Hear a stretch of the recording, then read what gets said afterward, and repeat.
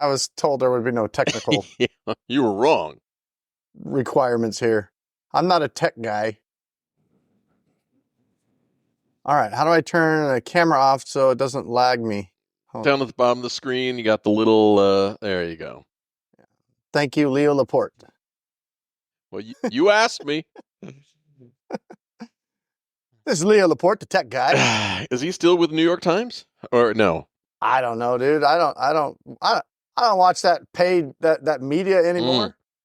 Yeah. They're all lying. Yep. They're all lying. Everybody's lying. Except us. Why we don't lie. Always lying. Yeah, we don't lie. Yeah, we're not Main Street media. We don't lie. We just ignorant.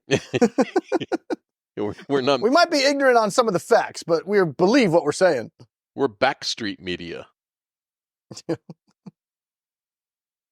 right, so hey, you ready? Don't say it. Born ready. Fuck. Too late. Hey, you're back listening to the Get Out of Debt Guy podcast with myself, Steve Rowe, the old Get Out of Debt Guy, and Damon Day, the new Get Out of Debt Guy. Before I forget, you can find Damon at damonday.com. And Damon, we got a couple of hot topics to talk about today.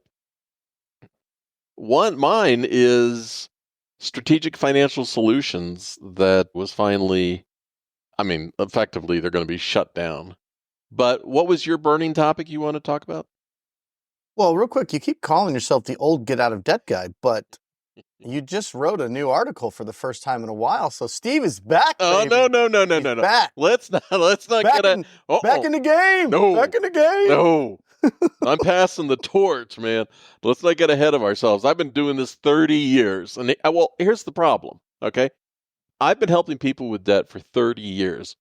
This thing comes out about Strategic Financial Solutions. People who are just getting aware of debt or in debt or just looking into how to deal with debt for the first time are going to be shocked and outraged and pissed off all about this company and companies that we're going to talk about. But dude, I've been doing it 30 years. This is like Tuesday, it's just the same. It's the same stuff. Oh. It just goes in cycles. It's the same thing. And you've been around so long. I just get burned out watching people fall for the same bullshit every time. But that's how I really feel. Yeah. Well, what I was going to talk about today was some things that we talk about a lot, and it does feel very repetitive, but that another new report, it's like every quarter we get the next report.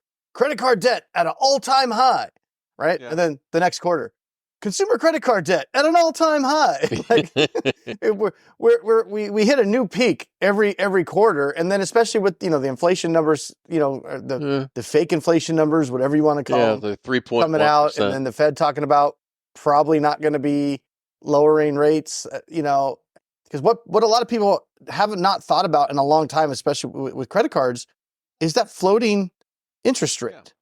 Yeah. And people haven't really paid attention to that for years because the rates have been just, not the credit card interest rates, but just the prime rate has just been so low, right, and it hasn't gone up. And now all of a sudden in the last year and a half or so, with interest rates, I would almost call it normalizing, going to something normal where you could actually, get 5% on a CD now. Remember those days, Steve? You had hair back then, right? Well, I'm getting 4.75% on a savings account, so that's good. But that's what I'm saying. 2 years ago, that would have been like, you got some drug, right? Like, hey, come here, I'll get you 4.75% on the savings. Like, no, like that doesn't happen. This is a scam. You can't get 4.75%. But 15 years, 20 years ago, that was normal to be able to get that. So these rates are kind of normalizing, but what a lot of people are forgetting about is the credit cards. As much as you thought you were paying 20%, 22%, 25%, hold my beer. Right. Because now these suckers are going up to 30% because they're moving up as the federal funds rate moves they're up. going to run into the usury rates, the maximum that they can charge. But yeah, and if you're carrying 50 grand in debt, as a household, you guys are spending $12,000 to $15,000 a year just to service that debt, for whatever it was you used that for, whatever you bought. Yeah. you're having to earn 12, 15 grand every year, $1,000 a month plus, just to keep the status quo. That is a lot of money, and it adds up to a lot of dollars. I hear your logic and facts, but I raise you with emotion. So, the only people that this really matters to are those that are doing budgets and making spreadsheets and everything else, because the credit card debt, I agree. Credit card debt all-time high, we hear it month after month. But the fact is that as long as consumer confidence continues to increase and people feel, it's emotion, man. They feel more confident about the future, that things are going to be better. They're going to spend. What do I always say? That financial problems are just debt wrapped in emotion. And people don't spend on logic or tracking their spreadsheets. They spend on all sorts of underlying behavioral economic reasons, like keeping up with the Joneses or being influenced by marketing and advertising, or needing a quick fix about something, not wanting to let the kids down, need to take a vacation, I deserve this. And that. And your emotion wrapped up in some logic and facts brings me back full circle to my point. Was you're right. This has almost become normalized for now, right? It's not, people aren't, I got 50 grand in debt, but I'm not freaking out about it. I know it's there, but I'm not freaking out about it until the sentiment, as you said, turns. Consumer confidence. And people don't feel as confident because I keep using the McDonald's example. I don't know why I always pick on McDonald's, but it always pisses me off when my kids want a burger at McDonald's. Oh, it's so expensive. Family of five, got 3 kids and my wife. We roll through. Oh, that'll be $62.75 for a couple of quarter freaking pounder meals. What the hell are we doing? Yeah, I read a quote from McDonald's that said that they have continued to raise their prices every quarter because they have observed that it has not reduced sales. So as long as people continue to buy, this shit's going to go up. And Steve, and I keep going, I'm at a point where I feel like if you don't make $250,000 a year, you're struggling to survive in many big cities in this country. Between the rent, mortgage rates, food. It's not just eating out. It's not just like, oh, you make food at home and you're fine. I mean, the grocery store is ridiculous. Hey, dude, when I'm out there doing my Instacart, shopping for our other channel, right? And I see these there is no shortage of people shopping, asking for Instacart orders from Whole Foods and Sprouts. And I'm talking not a lot of groceries, and they're ringing ding, ding, ding, $400. And I'm looking, I'm like, what is this? 3 days worth of groceries for $400? Oh, how about that one that it's crazy. You told me about this week where the Starbucks green tea? Oh yeah, I got paid. And again, for those of you not familiar with our other channel, the Penny Stupid Project, go to YouTube, subscribe to Penny Stupid. We teach you how to make money in the gig economy, because that's where this is all coming full circle. We got to make some extra money. But yeah, I got paid, I think it was $23, right? Is that what it was, Steve? $23 for a grande. To deliver a grande, not even a venti, mind you. This is a grande iced green tea from Starbucks. That was the only thing. There was no food with it, no other drink, one drink, a grande iced green tea. I took it 2.7 miles, and I got paid $23. Now, the consumer didn't pay $23 because I don't want to get into why, but the consumer probably paid at least an $8 to $10 premium because they tipped me $4. Yeah. And so I know they had to pay at least $4 to get the drink. Plus, they had to pay for the drink on top of the $4 Uber charge plus the $4 tip. They were probably out of pocket $15 plus for a grande iced tea. I was talking to Pam about that, and she goes, maybe they were having a bad day. Yeah, when they paid for that, they had a bad day, that's for sure. But it goes back to, you start asking yourself, how are Americans affording these outrageous prices on everything? Everything is outrageous. How are they doing it? Well, ding, ding, ding. That is why we are currently at $1.13 trillion in consumer credit card debt. Again, another all-time high. And it's going to keep going up until it breaks. Eventually, we're going to hit that point. The consumer sentiment is going to go down. People aren't going to feel confident. The economy is going to start to falter because it always goes in cycles. Yeah. And as you pointed out, it's driven on emotion. Right. And once people get to that point where they realize, okay, I can't keep up with the Joneses anymore. I can't, Uber Eats my green tea over here. I can't afford that. that's when things are really going to hit the fan. And the whole point of kind of this podcast today, at least from my side, was wanting to almost segue of what we talked about last time, which is take the emotion out of it. The sooner you can rip the Band-Aid off and realize that this debt is a problem and take the steps that are necessary to get out of it. I don't care if it feels embarrassing.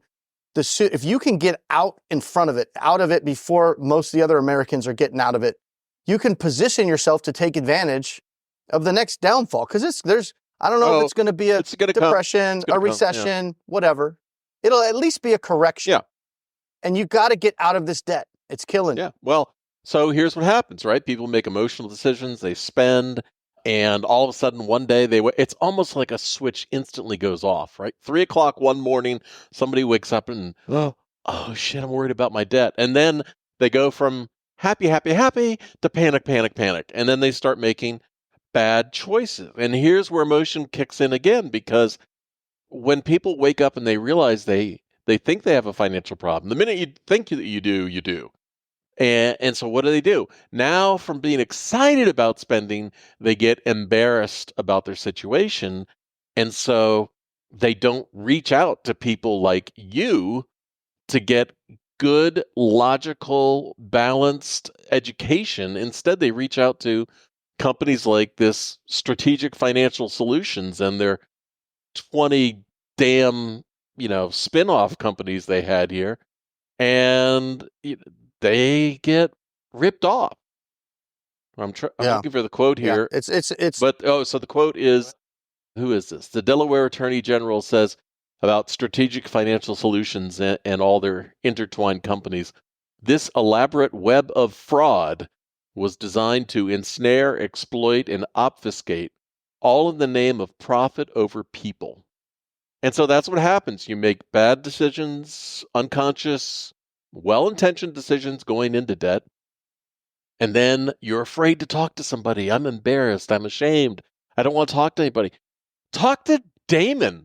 Between Damon and I, we have heard it all. There's not a damn thing that anyone can tell me that I have not heard before and given someone a big hug about. There's no shame in being in debt. The biggest shame about being in debt is not getting the facts and getting answers and getting your questions answered so that you make good decisions. Now is the time to make good decisions to get out of debt. Yeah. And most people, unfortunately, that point is when they hit their credit limits. Mm-hmm. And now everything's maxed or close to max. Their credit has dropped because of the utilization rates on their cards. And then the next step is usually, unfortunately, they'll try to get a consolidation loan. That's usually the next thing that's pitched out there. Oh, you have 50 grand in credit card debt. You want to get a $50,000 consolidation loan and pay that off, and your 25% interest rate credit cards will now be on a 15% interest rate consolidation loan. Oh, but what they don't really tell you, or you don't really pay attention, is that when you had 50 grand in credit card debt, that payment, those payments were amortized over 15 years or longer, 20 years sometimes. And that payment to keep that $50,000 debt at bay was a certain amount. But now you transfer that onto a consolidation loan. Mm-hmm. That loan's only a 3 to 5 year loan. Yeah, the interest is lower, but the principal amount per month that you have to pay back is now a lot higher than it was. So now all of a sudden you got this consolidation loan because you had all this debt, but what you really have is a cash flow problem. You got the debt there, but it was a cash flow problem. You had too much money going out the door trying to service all that debt. So you think, oh, I'll lower my interest rate. That'll fix my problem. And then you don't realize, wait a minute, 3 months into this new consolidation loan, I still don't have any extra cash. Now I'm paying out twice as much per month to service this debt. Granted, it'll get paid off in 5 years if I can pull it off, but you can't because you were already in a cash crunch. So what do? Well, I've got all these cards laying here just nice and paid off. Yeah. And I'm a little bit late. Oh, kids want to go to McDonald's. Oh, I need to have groceries. Vacation. Oh, utility bills due. And all of a sudden, before you know it, a year later, oh man, I got 10 grand back on the credit cards again, and I'm still paying off this $50,000 loan. And by the time people usually come to me, we've got multiple consolidation loans and then maxed out credit cards because they went through that cycle multiple times. Yeah. And they didn't have a good plan and a good strategy. They just got sold a bill of goods by one of these banks that wanted you to, take on their debt instead of, somebody else's debt, because that's how banks make money, by you staying in debt. And banks and debt relief companies. Another quote here from the Illinois Attorney General about this Strategic Financial Solutions quagmire is consumers who are struggling financially and trying to pay down their debt need real help, not false promises and predatory fees. And he's absolutely right. People need real help. I have seen people, though, and I understand it exactly why they do it. I feel for them, but I have seen a family lose their house, have their house foreclosed on because they didn't want to give up their daughter's private riding lessons and stable fees for a horse. They just couldn't make that decision. And so they just kept spending and finally lost the house. Yeah. Yeah. Well, the big lesson for today is, like all of our lessons, just get out, regardless of what it takes, put the pride aside. I don't care if we're looking at bankruptcy, we're looking at settlement and negotiation, we're looking at interest rate negotiation with a credit counseling type plan. We're looking at tiny feet. We're looking at going to get out there in the gig economy, like I show you how to do on the Penny Stupid channel. Yeah. I mean, last week, and you know this, last week I made $2,750. Yeah, in your spare time. Last week, driving a car. Now, granted, last week, you could call it spare time, but when I went and looked at the numbers, I put in 40 hours a week that week. Why did I do that? Well, because it was a special week. I'm out here in Phoenix. We had the Phoenix Open in town, a couple 100,000 people flying to town. Hey, make money while the sun shines, right? So, that was a special week, but on a normal week, I consistently make an extra $1,000 a week, just doing it real part-time. I do it for the channel, but I'm out there making about $40 an hour. Yeah. So if you're out there, you're in debt. I don't care if you're, looking at a settlement strategy, you're looking at a credit counseling strategy, you're looking at just good old fashioned, we call it tiny feet here on this channel, but it's Dave Ramsey's baby steps, right? And there's nothing wrong with that, right? It's just different strokes for different folks. It depends on the situation that you're in. But in almost every situation, making extra money is not going to hurt you. No. Right? So sometimes that is the answer. What can we do to figure out how you can make some extra money, whether that's to make extra money and snowball the hell out of your debt so you can get out of it a lot faster, to, get in a credit counseling type program where they'll at least lower your interest rates. You make that extra money, get out of it faster. Whether you're negotiating, settling those debts, that's a real aggressive strategy. It's rip the Band-Aid off type of strategy. But with that strategy, the more money you can make, the faster you can make that money, the sooner you can get out of debt. So making more money helps. And if you find yourself where you're maxed out, you don't have the time to make any extra money, but you also are maxed out on all your credit cards, then maybe we are looking at something like a bankruptcy, right? I mean, sometimes that's what it takes. I mean, I filed bankruptcy. It was one of I wouldn't say the happiest day of my life, but it really helped me from a financial standpoint when I finally went and pulled the trigger and I did it. Now looking back on it, that was back in 2012, right? But looking back on it, it was the best decision I could have made. It wiped my slate clean, got me a fresh start. And I'm doing a hell of a lot better today than I would have been had I just kept trying to, pay those minimums and just try to earn my way out of it. And I did air quotes, but well, I was chuckling there because I had a flashback about, I guess it was a year or more, that I was begging you, please talk to a bankruptcy attorney. What advice would you give a client in a similar situation? And you had the same resistance that everybody does. I went bankrupt. Oh, absolutely, because I'm human. So I have a good saying where I say, if you're a client of mine, I say, do as I say, not as I did. Right. But in doing what I did, I learned what you should have did. Right. Exactly. Well, the important thing is... I should have filed it sooner, but it was a good lesson for me. And I became a much better consultant because of my own personal experiences and going through that and realizing this is not as bad as everybody said it was. If I just listened to Dave Ramsey, I would have thought bankruptcy was the devil. Yeah, from a man who filed bankruptcy. Dave Ramsey filed it. It made his career too.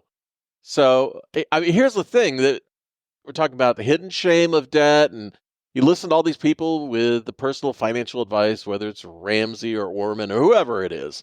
The problem is you can't paint a solution for an individual with a broad brush that's, sent out there to everybody. Everybody's situation is different. And this is why I keep going back to why it's so valuable to talk to you. go to damonday.com, connect with Damon, because your situation is going to be different than everybody else's. And you don't have to be embarrassed, ashamed, or anything else about talking to Damon.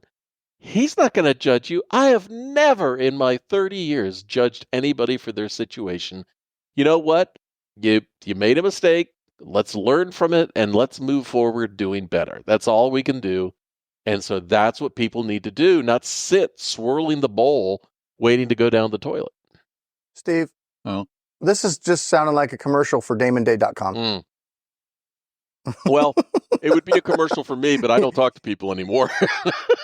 You mentioned it 3 times now, so clearly this podcast is very self-serving. No. Call me or not, that's up to you guys. You can just keep listening if you want. Yeah. So, I mean, here's the thing is that, I don't want it to be a commercial for you. I would love to, have lots of resources that people could reach out to. But it seems to me that almost everyone out there of the resources, whether it's credit counseling, debt settlement, there are even some sketchy bankruptcy attorneys out there too. Everyone out there is trying to sell their own widget and fit you into whatever their solution is instead of listening to you and coming up with, a larger holistic solution. We've been in this industry, collectively 50 years. And I don't care what anybody says.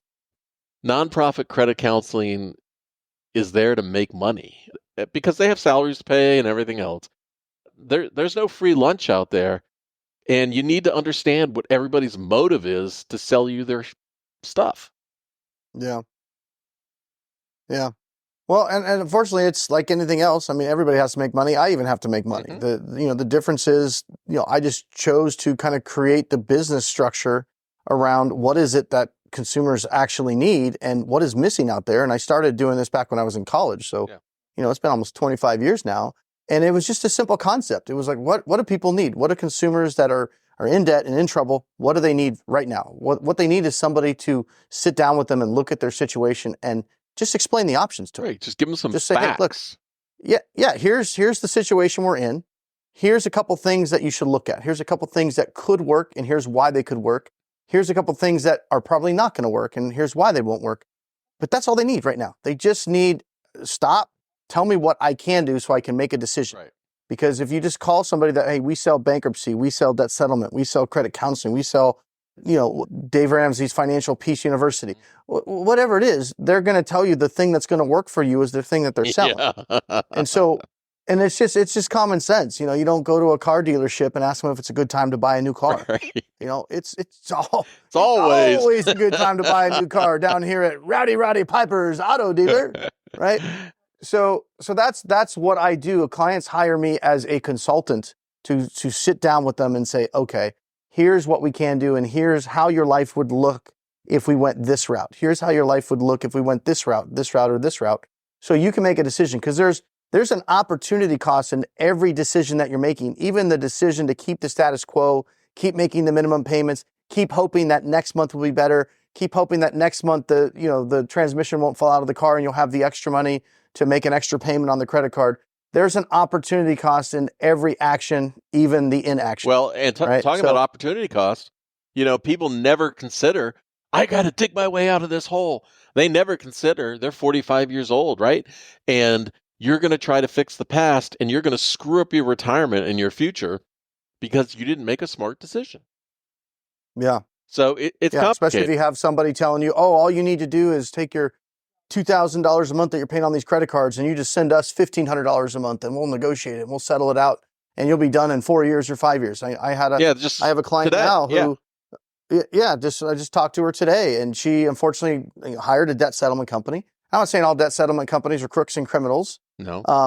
But not all of them. It is what it is. You got to evaluate them. But she had paid them for a year, over 10 grand. Yeah. And they settled like 3 little small debts. And that was it. And she's got 20 some odd more that need to be addressed. And now she's a year behind on payments. And she realized the 5-year plan that they laid out for her didn't really make a lot of sense once we started going over the numbers. Right. And so she, canceled out of the program and asked for a refund, which they're supposed to give her of the debts that they hadn't resolved yet. And now they've been ghosting her for 2 months. Yeah. So now the next step is, okay, now we're going to have to contact the Attorney General in California, and we're going to have to contact the Better Business Bureau. We're going to have to contact the CFPB, Consumer Financial Protection Bureau, and in the hopes that these guys go, oh, you know what? Okay, it's easier if we just refund some of the money. But so far, they've just been ignoring her when she's asked. Well, and strategic financial solutions that I'm talking about, I mean, the reason they came up is because the CFPB just announced this big lawsuit against them. But listen to what the attorney generals are saying out there, because like Damon, like myself, like all the state regulators, we've seen this thing just repeat over and over and over again. So one attorney general said that the company preyed on hardworking consumers, charged illegal fees to unjustly enrich themselves and their business. Let this lawsuit serve as a warning to all who would follow in their footsteps. You know, consumers just keep falling for the same. What that thing you say about the magic beanstalk letters? That's what I say, magic beanstalk letters. No, but you call a company and they sell you the magic beanstalk letters that are supposedly make your debt instantly go away. Well, yeah. Well, these are the debt validation companies where they say, oh, you don't have to pay any of it back. We're going to send these letters, and the companies are going to run away screaming in fear of these magic beanstalk letters that we have that are going to make them so afraid to try to collect this debt from you that they go away. And so your $40,000 will just be instantly poof, vanished, and you can just pay us $20,000 and we'll send these letters out. Yeah. And they'll go away. Now the sales pitch is a little bit different than that. I paraphrased a bit. Barely. A little bit. Just barely. But so there are a lot of companies out there that say that they're law firms that will do this and make your debt go away. We'll send a letter and then they won't be able to collect from you anymore. But I think North Carolina Attorney General said it best. People who are looking for help with their debts instead got scammed by these fraudulent law firms and lost even more money. So just because somebody says they are a debt relief law firm, the only debt relief attorney that I take stock in is a bankruptcy attorney, who's registered with the state and has their law license with the state and can represent you as your attorney. A lot of these mail order attorneys, the thing about these fake law firms is many of the attorneys whose names are on the letterhead of these firms, honest to goodness, they found that job on a Craigslist ad or a Facebook marketplace ad or something like that. These aren't, the cream of the crop. And they're essentially just renting out their name to the company. Yeah. Like, oh yeah, you put my name on the stuff. Yeah. The attorneys aren't looking at your account. They're not calling the creditor negotiating for you, but that's what consumers are led to believe. And that's why they pay that money, because they think, oh, I have an attorney that's going to take care of this for me. And that's in most cases not the case. In fact, to add insult to injury, you mentioned this, but a lot of times those contracts will add additional fees in there to say, oh, well, this is your legal protection fee in case you get sued, and it's going to protect this and protect this. And it's like, well, wait a minute. Why don't you just focus on trying to do some things to not get me sued, and then I don't have to pay for the attorney to just essentially go ahead and negotiate the debt anyway. That's all they're going to do if they do anything. Yeah. If you get sued, they're just going to negotiate the debt. They're not going to show up in court and fight your case. I mean, at the end of the day, unless it was identity theft, you owe the money. You borrowed the money, you owe the money. Yeah, you can get cute about it all you want, especially with these magic beanstalk letters that we talked about. But at the end of the day, you owe the money, right? I see you probably know that story. Back when I was a kid, but I must have been like 22. And I represented myself in court when I got sued by, what was it, Citi? I can't remember Citi or Wells Fargo. I think it was Citibank. And the debt was sold to a third party, and the third party sued me. And, Goodwill Hunting had just come out about that time. So I fancied myself after Matt Damon there, right? Like, okay, I could do this. I'm smart. I got California rules of civil procedure in my office. I could go to court and defend myself. And I went up and I was all prepared and I went in front of the judge. Ultimately, I'm not going to make the story long. Ultimately, I did win the case. I just want to point that out. But I had to win it on appeal because that judge was not having any of my bullshit. And I was up there, pro se. I was like 20 years old. I was still in college. And basically my whole case was asking for a summary judgment because they couldn't prove their case. They were a third party debt buyer. the only evidence they had was they said they lost all the records. Now, between you and me and the 2 or 3 people listening, I borrowed the money. I mean, I used a credit card. It wasn't fraud, but hey, when you're in court, truth doesn't matter. It's just what you can prove, apparently. That's what I learned. So I was super confident. I went in there and I was like, hey, they can't make their case. They can't prove I owed anything. And then the judge stepped out of line, took it upon himself to start asking me questions. Like, the plaintiff didn't put me on the stand and ask me, did I get a credit card? Yeah. Did I buy anything with it? They could have. They just didn't do it because this attorney was not very bright. I don't know why he didn't do it, but he didn't do it. So I thought I had a slam dunk. I asked for a motion for summary judgment because they couldn't meet their burden of proof. Bada bing, bada boom, we're out of here. But instead, what the judge did was throw a curveball and just basically looks at me and was like, well, did you borrow any money? And I was just like deer in headlights, bro. I'm 20 years old. I'm like, that wasn't in the book. The judge is not supposed to be talking to me like this. I'm not on the... He's not the attorney for the plaintiff. Why is he asking me this question? Get out of my courtroom.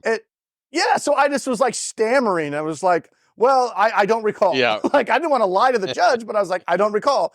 And he was just sitting there going, okay, you got a credit card, right? Well, I'm not sure. So anyway, this went on for like 5 minutes and I was just like so flustered. Finally, he's like, all right, enough. He ends up ruling against me. So I lose the case, like $20,000. Now, I won on appeal because I was right on the merits. They didn't have the evidence to prove, because my whole argument was they could have said I owed $1 million and came with the same crap. So I ended up winning the case. Well, but that's pretty similar to what we've been seeing recently with people with some of these private student loans. Because you were telling me about one last week, I think, that the statute of limitations had expired on the student loan and they were coming back around to collect. And unless you looked at the fine print that said, you don't actually have to pay this back if you don't want to. Yeah, it was actually written on the collection letter, basically said in small print at the bottom. Mm-hmm. Well, because of the age of this account, we will not sue you. However, I'm paraphrasing now, but it's basically like, but please pay us. All we can do is ask, pretty please. Can we have the $225,000? Thank you. Yeah, so one argument is people are going to say, well, they borrowed the money, they should pay it back. I hear that all the time, but the other side of that you don't hear is, yeah, but they lent the money and didn't take the risk.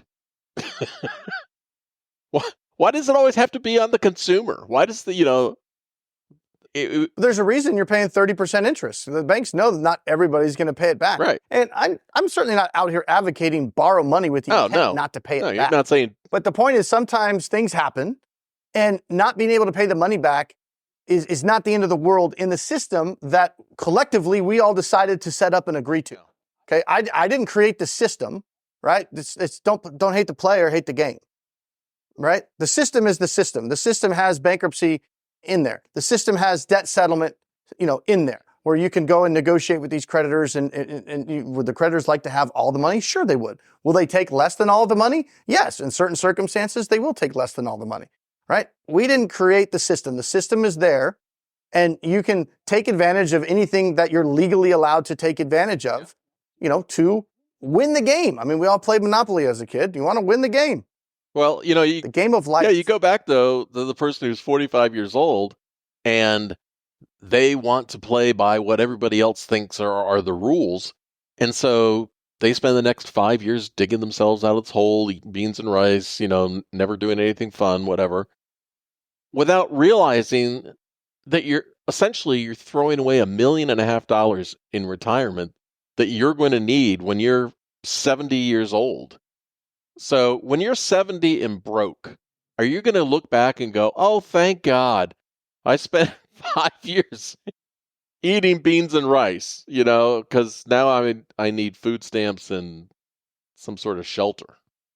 Yeah, but the thing is, it's not up to you and it's not up to me. Oh, no. It's up to the person, right? So it goes back to, what do? I help my clients understand those options and work through it. But at the end of the day, I don't say, you have to do tiny feet. No. You can't do bankruptcy. You have to do tiny feet. That's not my job. My job is to say, here's what the numbers are telling me we should do. Here's how that would look, and here's how that would play out, and here's how much it would cost you to do this or do this or do that. And then if somebody says, hey, look, I know based on what you said, I can file, let's say, bankruptcy. Yeah, but I don't want to. I know I would keep my house and keep my car and everything, but you know what? I don't feel like it. It just doesn't give me a good feeling. I don't want to do it. Okay, fine. I'm not going to keep beating them up over, well, I don't care how you feel. I said you have to do this. Right. No. You know, who the hell am I? No. Right? So I'd say, okay, if you don't want to do the bankruptcy, then these are the sacrifices you will have to make in order to get yourself out of this problem.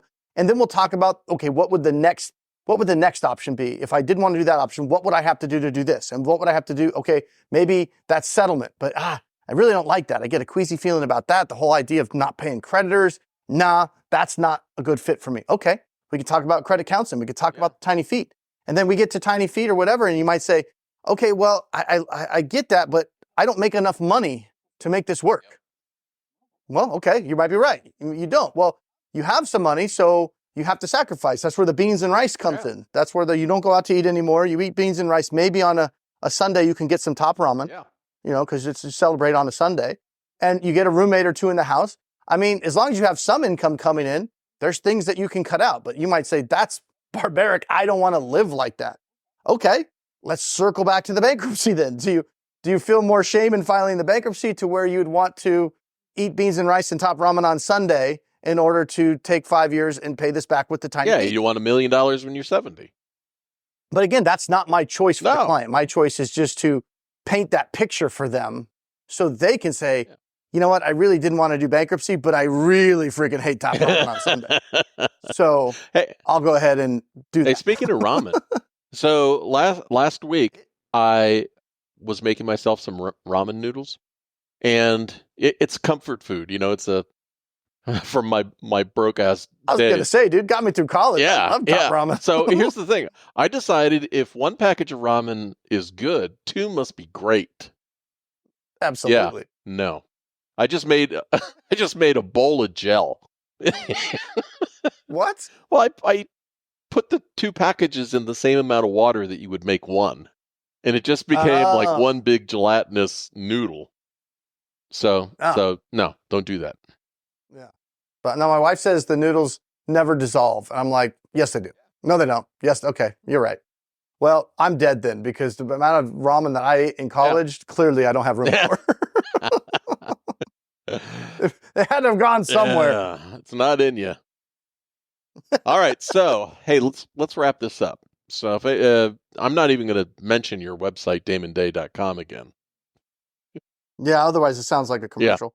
But reach out to anybody who can give you collective, independent advice. If you don't want to talk to somebody like Damon, then talk to a bunch of different types of debt relief providers. Don't do anything. Let that information percolate. Think about it. Think if you have any additional questions. But without good facts and information, you cannot make a good decision. That's all I'm saying. And I agree with you, Damon. I don't care what option people eventually elect to do, but this whole idea of the first person I called said the best thing I should do is drive a nail through my foot, so I'm going to do that. That's just stupid. Don't just leap at the first thing that you hear. Educate yourself. Yeah, my favorite game, if you're going to call around different debt providers, like a bankruptcy attorney, debt settlement company, credit counseling, maybe Dave Ramsey certified financial advisor. My favorite game, and I, more information is good. You can't ever go wrong to getting more information and deciding what you want to do. I always like to ask them, if let's say you call a bankruptcy attorney, say, well, what do you think about me doing like a settlement strategy, right? And then you call like a settlement company, say, what do you think about me filing bankruptcy? And then you call a credit counseling company, what do you think about me doing like bankruptcy or debt settlement? Yep.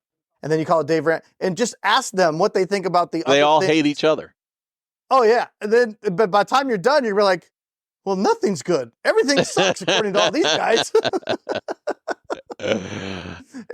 It's super fun. And then you go, what was that? Oh yeah, damonday.com. Maybe he can make a little clarity out of this mess or something. All right, so go to YouTube, visit us on the Penny Stupid Project channel, and learn how to make some extra money. Have a great day. Damon, anything else you want to add?